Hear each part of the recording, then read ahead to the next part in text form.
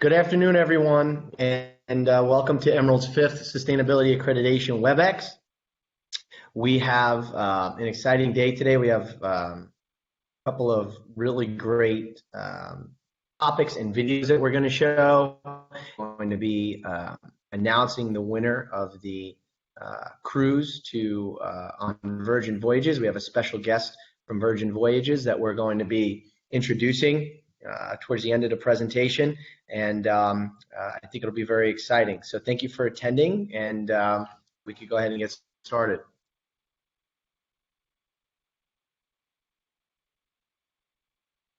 So I actually want to thank our newest West Coast dealer, which is O'Sullivan's Refreshments here in San Francisco, for allowing us to host the WebEx here. I'm here now, and they were nice enough to allow me to use the conference room with a nice view, and they do a really wonderful job. They have a fantastic operation. So those folks that are on from here, thank you very much for your hospitality.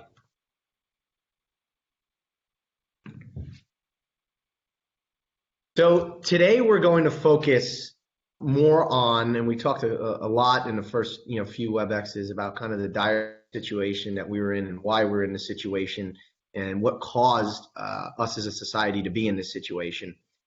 And today we're going to touch on the good news about sustainability and how we're addressing some of the issues and obstacles that we've seen globally, and some of the people that are addressing those, and some of the organizations that are addressing those, which we feel is very, very important to not just talk about the tough and the bad, but also about how we're addressing the tough and the bad and creating real change that's going to have a significant impact on the planet. And we're gonna also key in on some hot topics that are that you hear about today.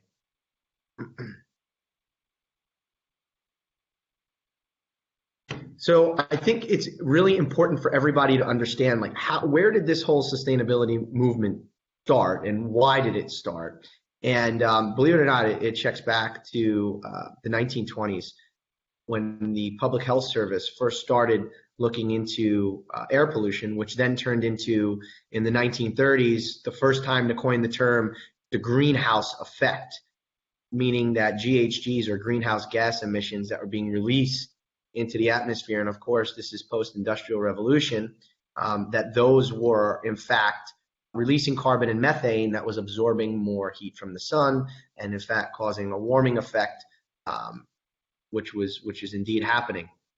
A couple of things that are really, really important that I think everybody should know is when the EPA was founded, or what led to the EPA. And what everybody should understand is the EPA is the Environmental Protection Agency, those of you who are not familiar. So if you look here on the screen, in the 1960s, The Silent Spring by Rachel Carson Links, she essentially linked agricultural pesticides that were causing harmful damage to animals and humans, and human health, which we of course now know today is more abundant than we ever thought, and then influenced the EPA to help regulate chemicals in certain products, air pollution from factories, energy, et cetera, et cetera, et cetera, which is what they control. And then I'm going to fast forward here to an important piece of the timeline, which is when in 2010, and some of you may be familiar with this, it was huge news, the United Nations founded the Sustainable Development Goals, and the Paris Climate Agreement was passed. And the Sustainable Development Goals, we could talk about that a little bit more in detail later if anybody has any questions on that, are essentially global goals that were agreed upon by all of the countries participating in, as it relates to reducing GHGs, or greenhouse gas emissions, and whatnot. It was a very important timeline, a very important piece of history that is now not only influencing public culture, but is influencing and public decisions, but is influencing the private sector as well, which we of course all need to be aware of when we're talking to our customers. And you hear particularly a lot of the major corporations who have signed off onto this agreement and into these sustainable development goals now have to achieve them. And that's part of the conversations that we're going to be having, especially as it relates to Emerald, with them.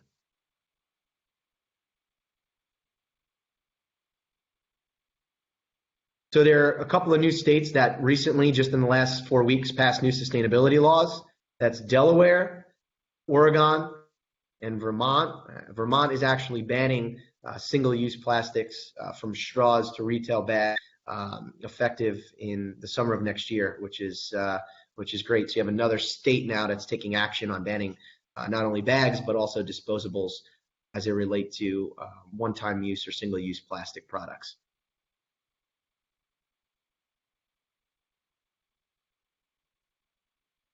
So we're going to talk about some relevant environmental organizations that are essentially, between activist groups, between accreditation groups, LEED and whatnot, that are becoming more and more relevant that you're going to likely hear about in the field. And I'll make sure I notate which of those that you should be really aware of, particularly as it relates to your clients and when they're in LEED certified buildings.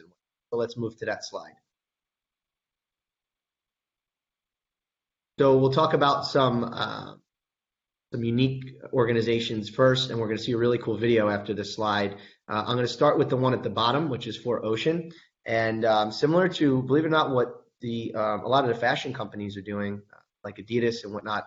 They're making bracelets from recycled plastic that's found within the oceans, and every time you buy a bracelet from this organization, you save a pound of plastic from the ocean. And to date, they saved over 6 million pounds of trash from the oceans through just selling their products. So it's a really unique way to create a profitable business plan and also give back to society and give back to the environment. And then you have the Ocean Cleanup, which we're gonna take a look at shortly, which is developing advanced technologies to get rid of the plastic in the ocean. As you're all aware, we're dumping 8 million tons of plastic every year into the ocean. By 2050, there's going to be more plastic in the ocean than fish. And the majority of scientists agree that if we don't create radical technology to reverse that, we're no longer going to be able to eat seafood by 2050. So let's take a look at the Ocean Cleanup video, which is directly affecting the Great Pacific Garbage Patch, which we learned about in one of the first WebExes.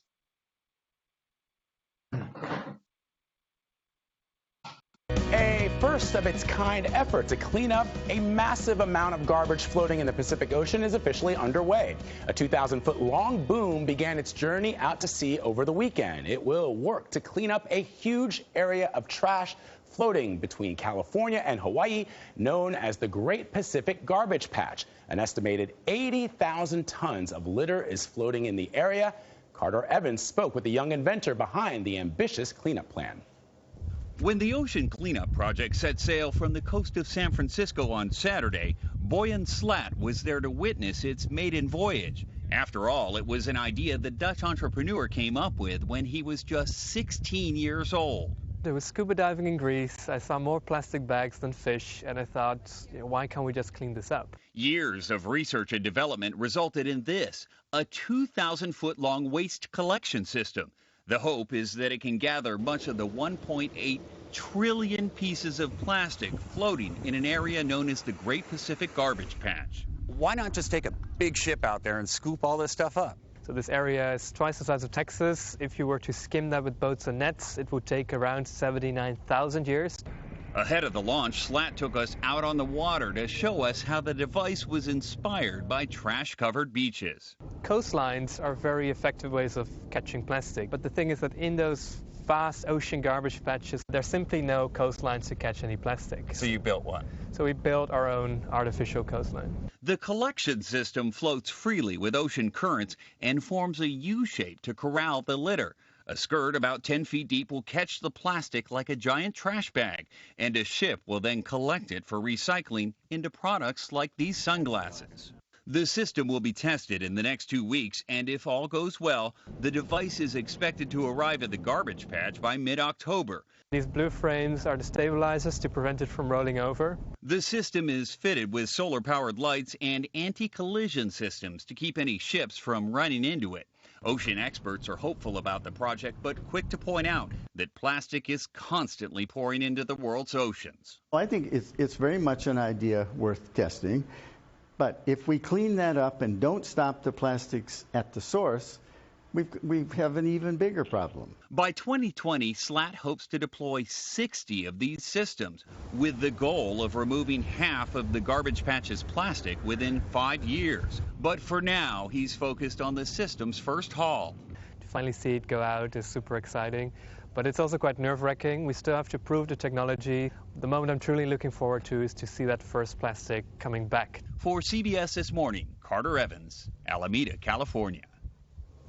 You know, I've met him before briefly, and I just think this is such a brilliant idea. It's like a science project on steroids. So I hope it works, and I hope it inspires more people to sort of tackle these issues. And you can't imagine that much plastic floating in the oceans. You know, it's unbelievable to me. Somebody explained that even some facial scrubs, the little plastic beads in those facial scrubs end up in the ocean. It's unbelievable to me. So hopefully that gives everybody, a little bit of an idea of some of the positivity and some of the innovations in technology that are being driven even by young folks like that young man who had an idea and executed an idea. And look, it obviously, these ideas need to be scalable because there's so much plastic that we have. And as that fellow that was being interviewed, that Pacific organization, that we have to stop the plastic at the source.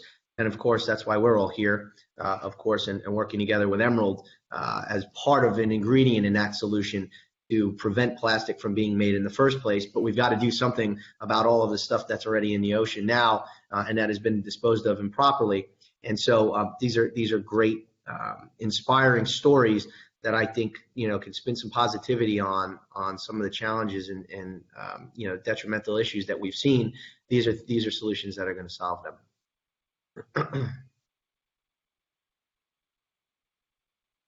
Some of you may be familiar with the Nature Conservancy. My brother-in-law actually, at a high level, works for the Nature Conservancy, and they are a global environmental organization. They work with both private and public sector groups to essentially help raise money to conserve parts of nature. They work heavily in South America as well as Central America, and they are an excellent organization that works with groups like Coca-Cola or Pepsi and whatnot in helping preserve forest land and helping preserve water, helping preserve the oceans. And these are the type of organizations that are important because they're keeping corporations accountable, and that's very, very important.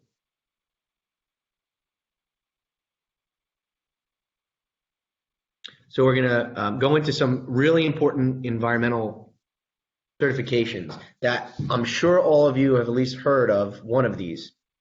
So let's start with the first environmental certification, which is the most popular that we all hear. And I'm sure we all heard, well, my building is LEED certified, or we're building a LEED certified facility. Or you see a LEED GA next to some of our folks at Emerald's name. LEED stands for Leadership in Environmental and Energy, Energy and Environmental Design. And it is a certification that's built to certify buildings. They don't specifically certify individuals. You get what they call LEED accredited. So you go through a pretty rigorous course, similar to the Emerald Sustainability Accreditation, but more focused on building and infrastructure techniques and things like water conservation.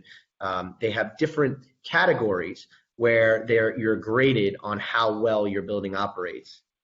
Again, from indoor air quality to the site you build the building on to the material resources that are involved in being used in the building every day, which includes Emerald's product category of cleaning supplies, paper products, well, not paper, but tree-free paper products, plastic products, bioplastic products, et cetera, et cetera. So what we're finding is that there are many tenants in LEED certified buildings, or there are organizations that own their buildings that are LEED certified. And this is a very important certification. It's the most well-known certification. And it's important to understand as well that Emerald can contribute to these buildings' LEED points and LEED status depending on what they're buying. And so if you have a client or potential client that is in a LEED certified building, let us know, and particularly if they're interested in Emerald, because we can help then not only quantify their environmental impact, but essentially help build data to send to what they call the USGBC or the GBCI, who runs LEED, and they could potentially get more points in certain categories for LEED for using our products. In fact, our products go above and beyond the prerequisites for what they call ongoing consumables in what they call the material and resources category. So this is pertinent and it's relevant to our business. It's relevant to your business. And if you haven't seen this, I'm sure you're going to come across, and now you'll recognize LEED certified buildings.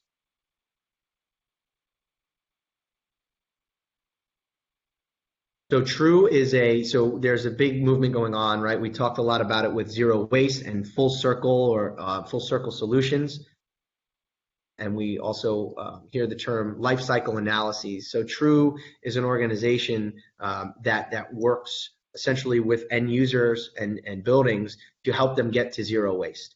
And so they do audits, they analyze all the products that are being used, they'll work with your haulers, they'll work with the composting facilities, whomever it may be. And so these organizations are becoming more prominent as well and more popular. And we're finding that clients are hiring organizations like this to audit their facility to say, okay, here's where we are now, and here's what you need to do to hit your goal of zero waste by 2021. We just went through this with one of the major Fortune 500 companies and a consultation group similar to True, and we were able to get them to zero waste. They had a goal, I think it was 2023 or 24. We got them to zero waste in 6 months.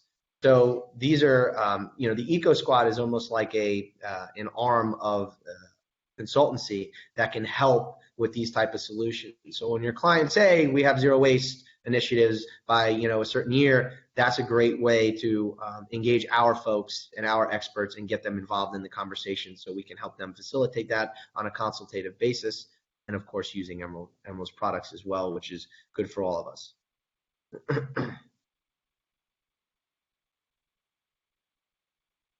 And the Green Restaurant Association. Those of you in food service are probably familiar with the Green Restaurant Association. It is probably one of the more popular certifications for food service establishments. And again, they audit your facility. They have certain standards you need to abide by. Oftentimes we'll actually get calls from them confirming that certain facilities are in fact using our products and what products they're using. I'll ask for spec sheets and whatnot. So again, these are groups, especially being in the food service world, that you want to be familiar with as well. Particularly if you have a client that mentions and you want to keep your ears open to hear if they're trying to get this certification or a LEED certification, and that should click in your head that boom, we can automatically help them with the Eco Squad, both on the product side and on the consultative side.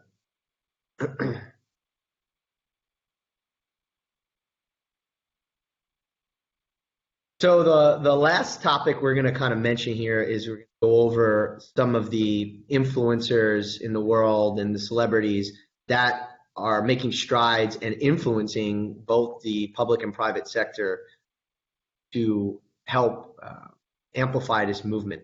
So let's start with kind of the top 4 that we have here. We're going to go through them, and then we're going to see a really cool video that a documentary, a couple of minutes of it at least, that Leonardo DiCaprio created. Some of you may be familiar with it, called Before the Flood. So of course, Leonardo DiCaprio is probably one of the most famous actors in the world. He has been for a long time, and he's a really big advocate of addressing climate change. So he has his own foundation. They raise a tremendous amount of money for environmental initiatives and protection. He's also on the board of the World Wildlife Foundation, Global Green USA. He's spoken at the UN. He's made several documentaries and self-funded those documentaries, which were really big hits and really amazing to watch, which we're going to see in a minute. Adrian Grenier, he's one of my favorite actors. He's the main character in Entourage, if those of you haven't seen it. And believe it or not, we had the opportunity to meet him last year with the Lonely Whale Foundation. He is probably one of the core catalysts in the world, at least from a celebrity status, that really created this whole anti-plastic movement through the Lonely Whale. And it started with straws, and it migrated on to all different types of single-use plastic, everything, from cutlery to cups and whatnot. Packaging, etc. And he's very, very passionate, and I think that this this fund that he helped create, the Lonely Whale Foundation, is much more influential than they ever hoped it would be. It really became a global phenomenon, and that's really a lot of the reasons that we're having these conversations today about plastic. Rosario Dawson started a fashion brand. What we're seeing too is the concept of the farm to consumer line. We call, you hear farm to table. We have our farm to tissue trademark in the disposables, and farm to consumer. So, there's a lot of talk and hype about, traceability of products, supporting farmers, making sure the products are fully biodegradable or compostable, and it's even migrating into the fashion world, which is really interesting. And those of you who know Jessica Alba, she started a really great company called The Honest Company several years ago, which is a consumer line of products, everything from cleaning to diapers and whatnot, that became very, very successful. And she really does some really good stuff. So with that, let's take a look at the video, which was, I believe, from the Before the Flood documentary, and keep an eye on this. And those of you that want to watch this, I think it's about an hour and a half, the whole video, the whole movie. Definitely take a look at it. You could find it on the internet, or on some of the, I think it's on Netflix. But it's a great documentary, and you should definitely watch it. So let's take a look. 2014 will go down as the warmest year around the globe in recorded history. 2015 was the hottest year since climate records began. Figures show this July was the single hottest month in recorded history. Australia sweltered through its hottest spring on record. The phenomenon was a short-term trigger to a long-term global warming caused by human activity. Climate change is now affecting every country on every continent. It's the rate that's of great concern. And what do you put that rate down to? Oh, it's human activity. I think it's ridiculous. We have bigger problems right now, and it'll get cooler, it'll get warmer. It's called weather. I do not believe that human activity is causing these dramatic changes to our climate the way these scientists are portraying. 1.2 million people died because of the pollution put up into the air. This is a result of climate change. It's only going to get worse. This is a big problem, and it's not going to go away. The debate is over. Climate change is real. It is already causing major problems. And if we do not act boldly and decisively, a bad situation will become worse. As a UN messenger of peace, I have traveled all over the world for the last 2 years documenting how this crisis is changing the natural balance of our planet. I have seen cities like Beijing choked by industrial pollution, ancient boreal forests in Canada that have been clear-cut, and rainforests in Indonesia that have been incinerated. In India, I met farmers whose crops have been literally washed away by historic flooding. In America, I have witnessed unprecedented droughts in California and sea level rise flooding the streets of Miami. In Greenland and in the Arctic, I was astonished to see that ancient glaciers are rapidly disappearing, well ahead of scientific predictions. All that I have seen and learned on my journey has absolutely terrified me. There is no doubt in the world scientific community that this is a direct result of human activity, and the effects of climate change will become astronomically worse in the future. Our planet cannot be saved unless we leave fossil fuels in the ground where they belong. Now think about the shame that each of us will carry when our children and grandchildren look back and realize that we had the means of stopping this devastation, but simply lacked the political will to do so. Yes, we have achieved the Paris Agreement. More countries have come together here to sign this agreement today than for any other cause in the history of humankind, and that is reason for hope. But unfortunately, the evidence shows us that it will not be enough. A massive change is required right now, one that leads to a new collective consciousness, a new collective evolution of the human race, inspired and enabled by a sense of urgency from all of you. We can congratulate each other today, but it will mean absolutely nothing if you return to your countries and fail to push beyond the promises of this historic agreement.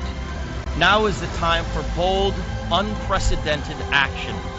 It is time to declare no more talk, no more excuses, no more 10-year studies, no more allowing the fossil fuel companies to manipulate and dictate the science and policies that affect our future.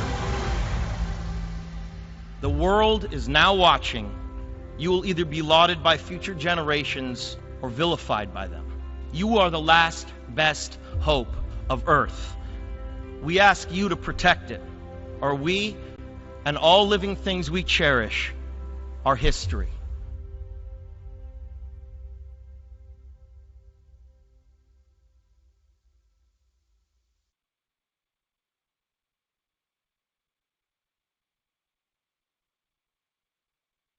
So that's a really powerful documentary, and hopefully that inspires some of you guys to look at it. And the reality is, politics aside, we've got to figure out solutions, and we've got to figure out solutions fast. And I was just listening to Stephen Hawking on some of his last interviews before he passed away, and he said the number one threat, which is amazing because you don't really hear this publicized, but the number one threat to our civilization, he says, by no doubt within the next 100 years, will be climate change. And and this is the smartest man in the world. So, we have a problem, and obviously it's got to be addressed. And some of these documentaries really give you some insight into the issues and some things we don't see because we're limited in what we can see every day. But around the world, there's real crises going on, and these are the folks that are really trying to push the envelope to make change, and we've got to do our job in the business world and in the private sector to make that change, and like Leo said, not just talk about it but execute it, and that's what we're trying to do every day.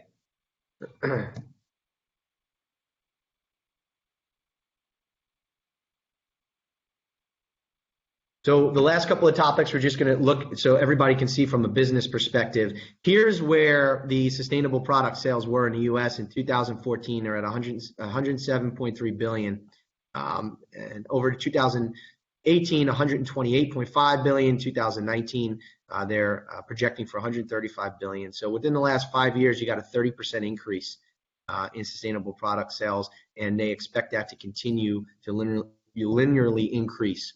I personally believe, after all the reading and studies that I've looked at, that we're going to see real strong exponential growth over the next 5 years in sustainable product sales in the U.S. To the effect where it may double by 2021.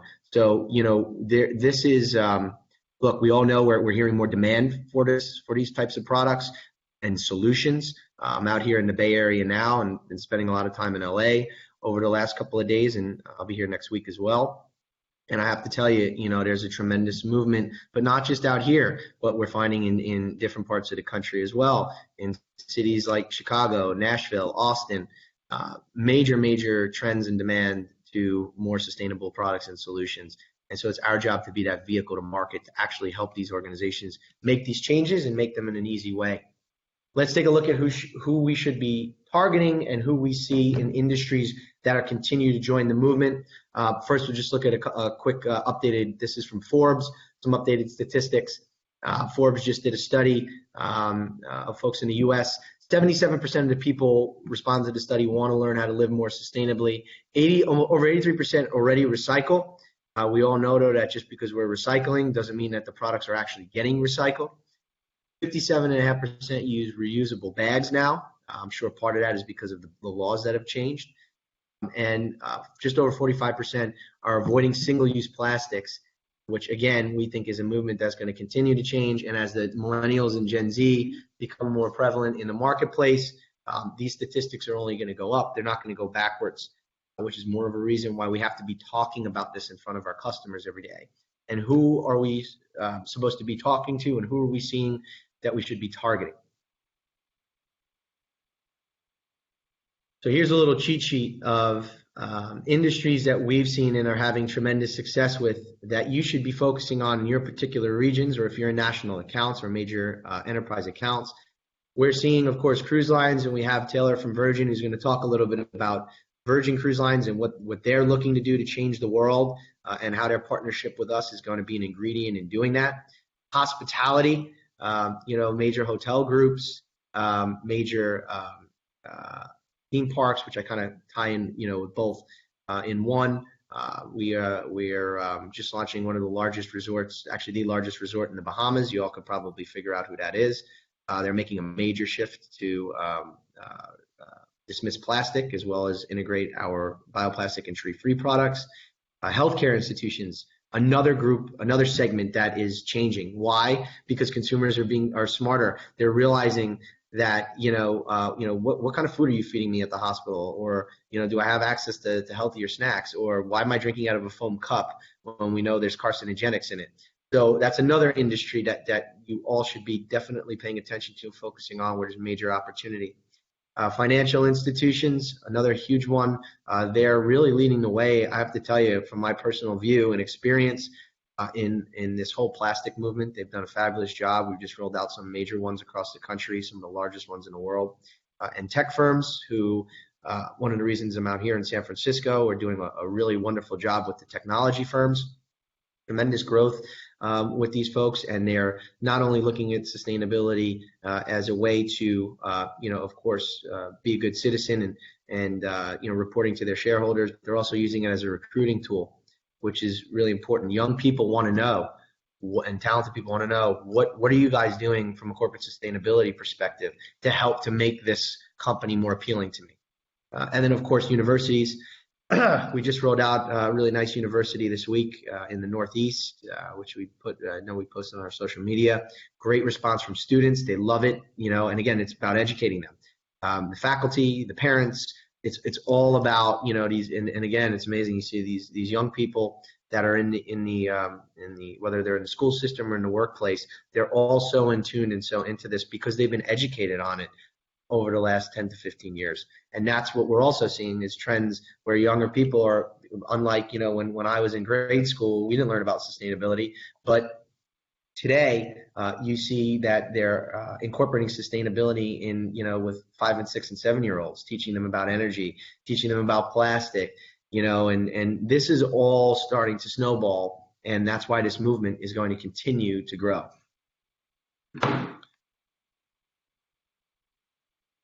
All right, so we're going to do just a quick recap, and then we'll move into introducing Taylor. So we went over, obviously, just reiterating what is sustainability, but positively focusing on, and the broader aspect is, what are the good things that are happening today, and what are people actually doing to address this, aside from groups like Emerald.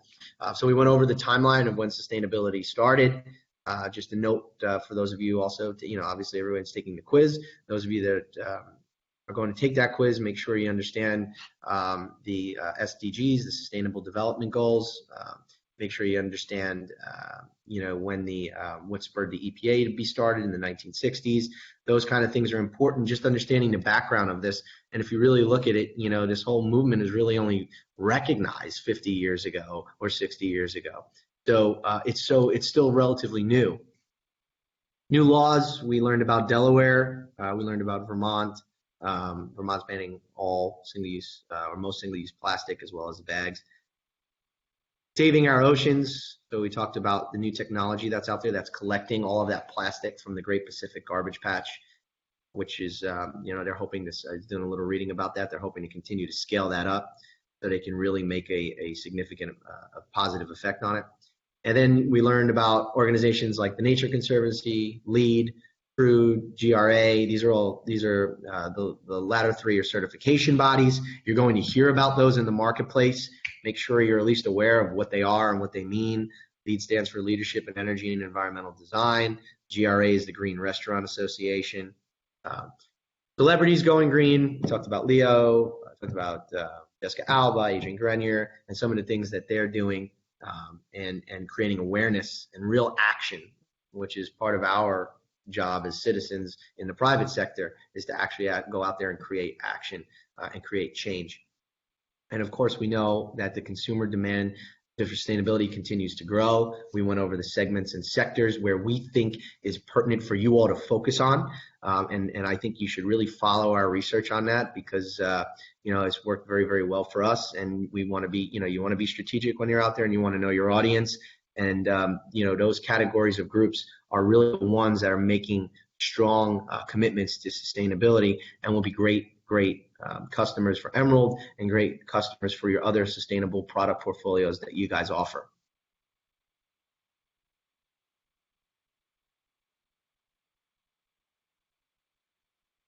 All right, so now I'm really proud to introduce Taylor Reddington, who works for Richard Branson's company, Virgin Voyages, down in Florida. So Taylor, please take it away. Thanks, RJ. Hi, everybody. Thank you so much for having me on behalf of Virgin Voyages. My name is Taylor Reddington, and I work here at our headquarters as a Sailor Services representative. And I'm here to just explain a little bit about our partnership with Emerald Brand and how they have been educating not only ourselves, but also our crew on board and on land.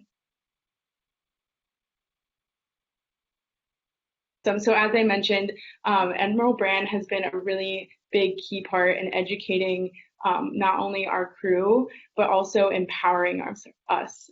So we are empowered now with the education to feel that we can really give our sailors, which we call our passengers on board, all the information that they need to live a more sustainable life in their everyday lives. Emerald Brand has provided us training. We've gone, our Sailor Services crew has gone down to Miami, which is close by, and have been able to actually feel and see the products that we'll be having on board. They provided us with endless amounts of environmental impact statements.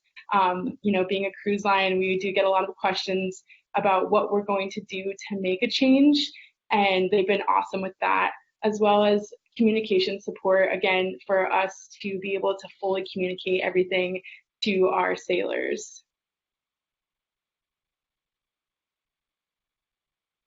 And so what we are trying to give our sailors is a tree-free experience.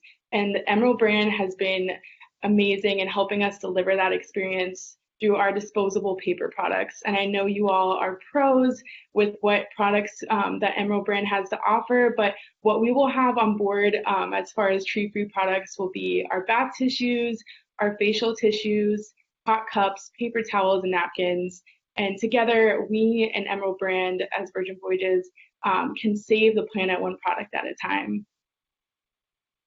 So one thing I wanted to share with you all, a little internal thing about us. If you follow our brand, you might have seen an epic sea change for all, and that's our brand promise. We always want to provide an epic sea change for all, and I wanted to break that down for you because internally we talk about this all the time, but I think it's important for us and our partners to know that when we mean epic sea change for all, with epic, we mean awesome, grand, remarkable.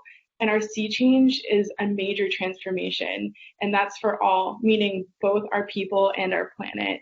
And this is something that we live by every single day and continue to do so. So I'm sure you all know what you've been here for, and you know why we're here. So I know you all have been, it's a long time coming, and you've been working really hard for 3 months. And on behalf of Virgin Voyages, we can't thank you enough because without you all, we can't make this change possible. So I'm very proud to announce that the winner of the Virgin Cruise for 2 is Amanda Bailey from 5 Star Food Service. Congratulations, and we cannot wait to welcome you aboard in 2020. So RJ, I'll send it back to you, but thank you for having me, everyone. All right. Thank you so much, Taylor. And congratulations, Amanda. I haven't personally met you, but I would love to meet you next time I'm down in the Tennessee area. And I know, you know, the rest of y'all, everybody worked very, very hard, and we're very, very excited to have those of you that passed and are now ESA accredited to join our Eco Squad, and we consider you all a part of our Eco Squad. And you know, we obviously don't take the certification lightly. We've put a lot of time and effort and resources into it, as you have as well, and we appreciate that. And you know, we think that that this accreditation is going to be very powerful and help spread not just our mission, but the overall mission of sustainability. So I want to thank all of you for that hard work. Amanda, wonderful job, amazing, I mean, really incredible results. Really incredible, and you know, you deserve it. So we're going to be reaching out to you and be in touch with you. And then as we enter into October, we're going to be having additional incentives for those of you both that are just starting your ESA accreditation or already have it. And we're going to have some really nice incentives that we're going to announce as well, and continue to do that because we know the time and effort that it takes, and we think it's great to give some incentives for you guys to continue to learn and build your knowledge and build your confidence as it relates to sustainability.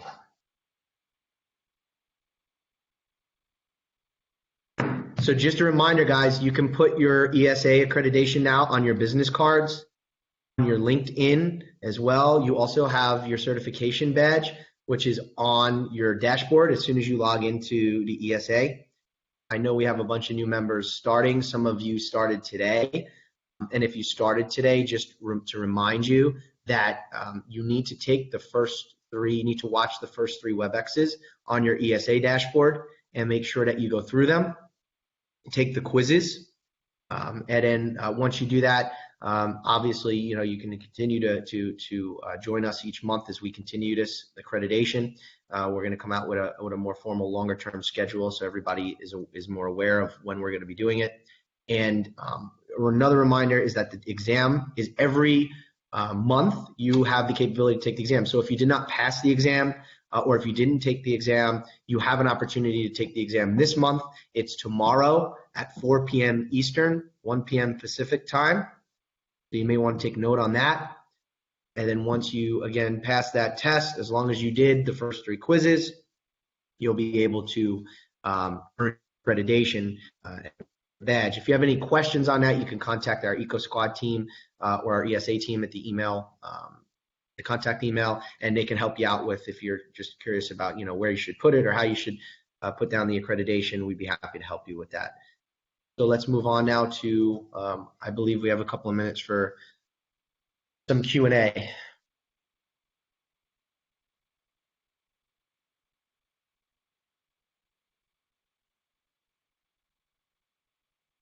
All right.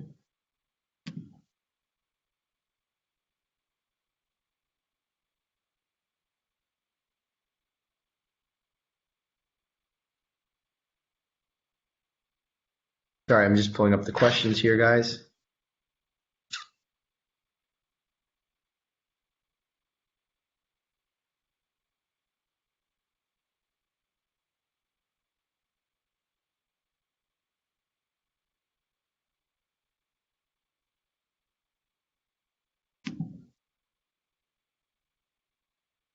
Having a little trouble looking at my Q&A here, guys. Bear with me for a minute.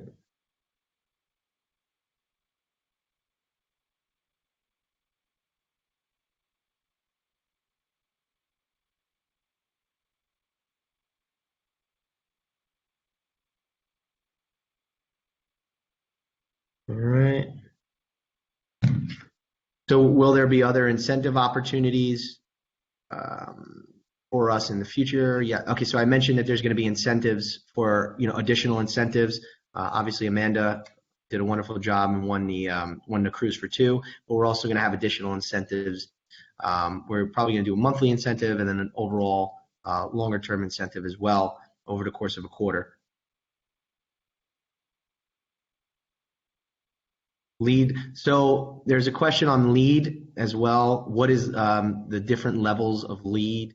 LEED Platinum. So there are different levels of LEED. So if somebody says to you, you're meeting with a facilities manager or a VP of facilities, and they say we're in a LEED Platinum building, that's just the level of the LEED certification that they have. LEED Platinum is the highest level, and then there's gold and silver.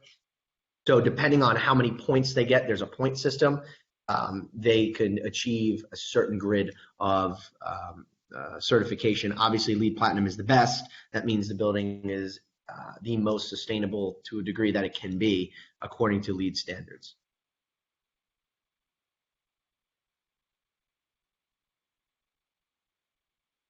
Okay.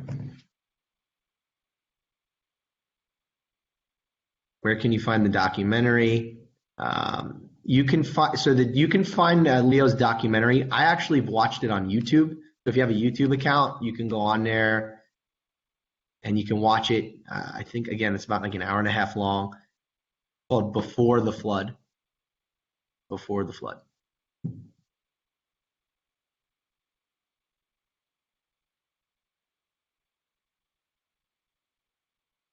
Okay.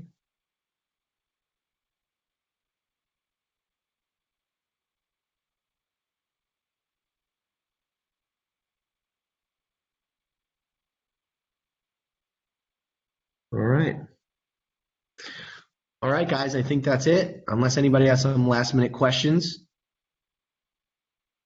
So don't forget, log on, get your ESA badges, make sure you have them, make sure you're putting it on your business cards, on your, you can put it on your LinkedIn. I think it's gonna absolutely establish credibility for those of you that have passed. Obviously, only those of you that have passed can use the designation. So that's very important, and we will, our team will be in touch over the next couple of weeks. We're gonna have something in October. We'll talk about some of the incentives that we're going to build. I know we're going to have almost essentially kind of a new class of people that are also going to be starting, which is exciting. And we want to thank you all for making this a success and continuing to take these courses and learn. There is the quiz that is directly available right now after it, especially if you have not taken the quiz for your final accreditation. You must take this quiz. Those of you that have taken the 3 quizzes, you can take this quiz, and once you take the quiz, it will establish one of your 3 additional WebExes that you need to continue your certification for the new year. So I encourage you to take it. It's going to take you 5 minutes, and it'll also kind of help refresh your mind on the presentation. So thank you everybody for joining.